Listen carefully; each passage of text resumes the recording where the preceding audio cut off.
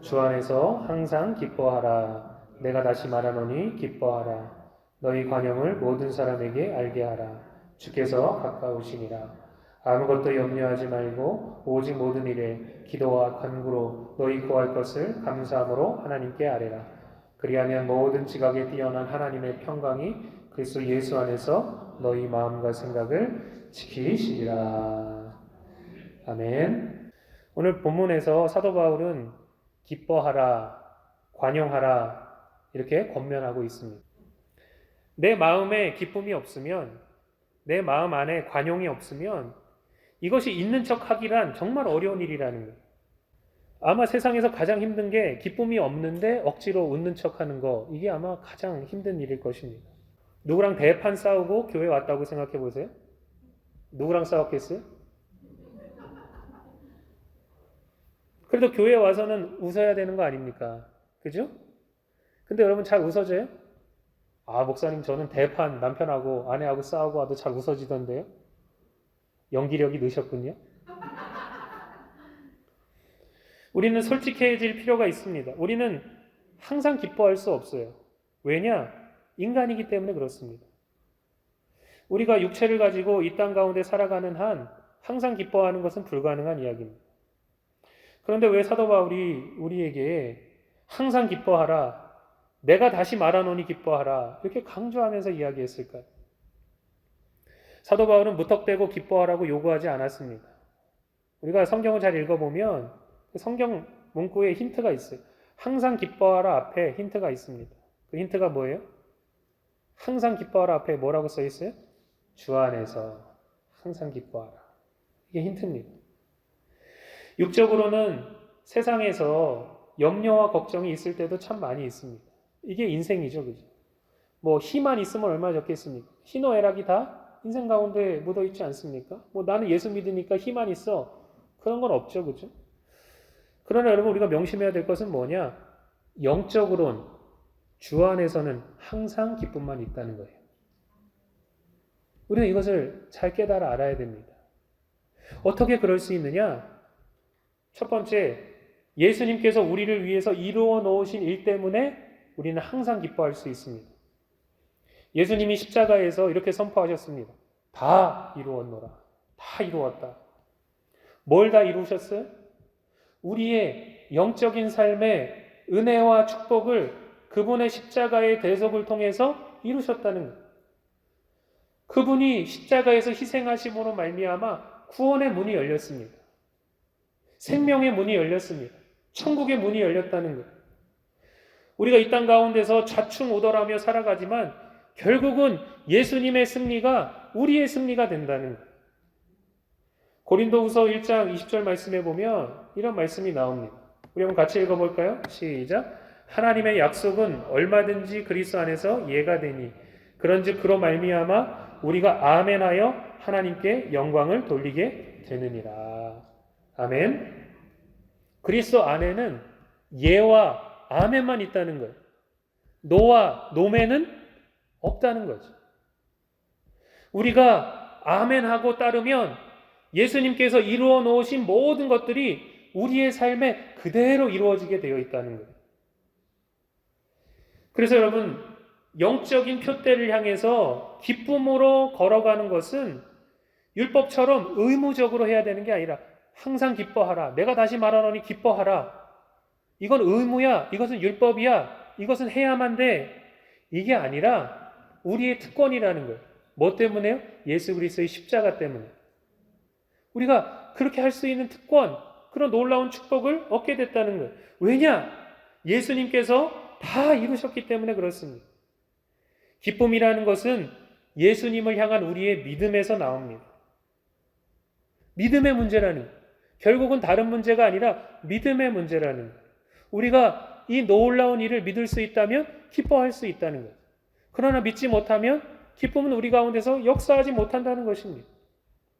그리스도를 향한 우리의 확고하고 담대한 믿음이 우리의 불안하고 흔들리는 마음을 기쁨과 평안함으로 바꿔 놓는다는 것이죠. 주 안에서의 그 기쁨은 모든 것을 이깁니다. 주 안에서의 기쁨은 세상이 절대로 빼앗아갈 수 없습니다. 그러면 여러분 두 번째로 한번 질문해 보겠습니다. 기쁨의 반대말이 뭐죠? 슬픔, 이렇게 대답하시잖아요. 근데 오늘 본문 말씀에 보면 사도 바울은 기쁨의 반대말을 슬픔 이렇게 쓰지 않고 염려 이렇게 썼습니다. 여러분, 염려라는 것은 어디서 나오느냐? 불신앙에서 나옵니다. 염려는 우리의 믿음이 힘을 잃게 만들고 기쁨과 평안의 샘을 세상의 흙으로 메워버리게 만든다는 거예요. 우리에게 믿음만 역사하면 얼마나 좋겠습니까? 그죠? 그런데 여러분, 우리가 잊지 말아야 될 것은 우리 안에 참 믿음이 있지만 또한 불신앙도 역사한다는 거예요. 믿음이 없는 게 아니에요. 믿음이 있어요. 근데 또한 동시에 뭐가 역사한다는 거예요? 불신앙도 역사한다는 거예요. 이 불신앙이 우리에게 허락해 주신 은혜와 축복을 무력화시켜 버린다는 거죠. 여러분, 달라스는 겨울이 따뜻합니다. 그죠? 그래도 뼈가 시리십니까?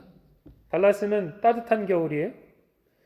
그런데 여러분, 북쪽에서 차가운 바람이 불어오면 날씨는 한순간에 바뀌어 버립니다. 작년인가 아마 재작년인가 그런 적이 있었어요. 하루 사이에 영상 20도였는데 갑자기 영하 10도까지 떨어진 적이 있습니다. 정말 황당한 그런 느낌이 들었습니다. 어떻게 영상 20도에서 그 하루 사이에 영하 10도까지 떨어질 수 있는가? 여러분, 어느 쪽에서 바람이 불어오냐에 따라서 우리의 삶은 완전히 달라지게 되어 있습니다. 믿음의 바람이, 믿음의 역사가 강하게 우리 가운데 역사하면 불신앙은 물러가게 되어 있습니다. 그러나 불신앙이 강하게 역사하면 믿음은 힘을 잃게 되어 있다는 거예요. 의심과 염려와 걱정이 우리 가운데 존재합니다. 존재하지 않는 게 아니에요. 우리가 신앙인이고 그리스도인이라고 할지라도 때로는 의심할 때도 있고 염려할 때도 있고 걱정할 때도 있어요. 때로는 실수할 때도 있죠. 그럴 때 우리가 뭘 해야 되느냐? 사도 바울은 우리에게 이야기하기를 우리가 할 수 있는 유일한 일은 십자가에 달리신 예수 그리스도를 바라보라는 것. 이게 의심과 염려와 걱정 가운데서 할 수 있는 우리의 유일한 길이라는 것. 우리에게 기쁨을 주시기 위해서 예수님은 슬픔을 당하셨습니다. 이것을 우리가 놓쳐서는 안 돼요.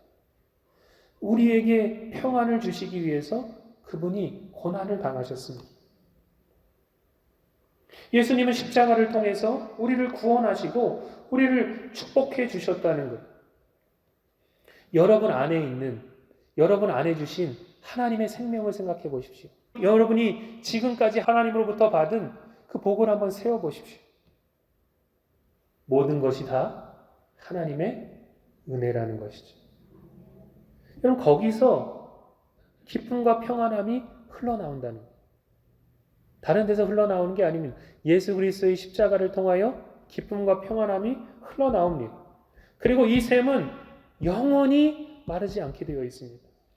여러분이 이 샘에 와서 그것을 먹기 시작할 때 때로는 세상의 여러 가지 그런 안 좋은 상황과 의심과 염려와 걱정 가운데 여러분이 그 샘을 막아놨다고 해도 여러분이 다시 파 제끼면 그 샘은 솟아나게 되어 있다는 것. 걱정과 염려와 불안을 우리 삶에서 완전히 제거할 수 없습니다. 그것이 우리의 삶을 엄습해 오는 것을 막을 수 없습니다. 그러나 여러분, 그런 모든 것들 가운데 이길 수 있는 힘이 어디서 나오느냐? 우리가 그럴 때 어떻게 해야 되느냐? 사도 바울은 이야기하기를 기도와 간구를 하라. 이렇게 우리에게 이야기합니다. 여러분, 평소에는 그냥 여러분이 가진 그 믿음 가지고 그냥 담대하게 기도하세요. 하나님 주신 줄로 믿습니다. 하나님 이렇게 약속하셨으니까 내가 이 약속을 붙들겠습니다.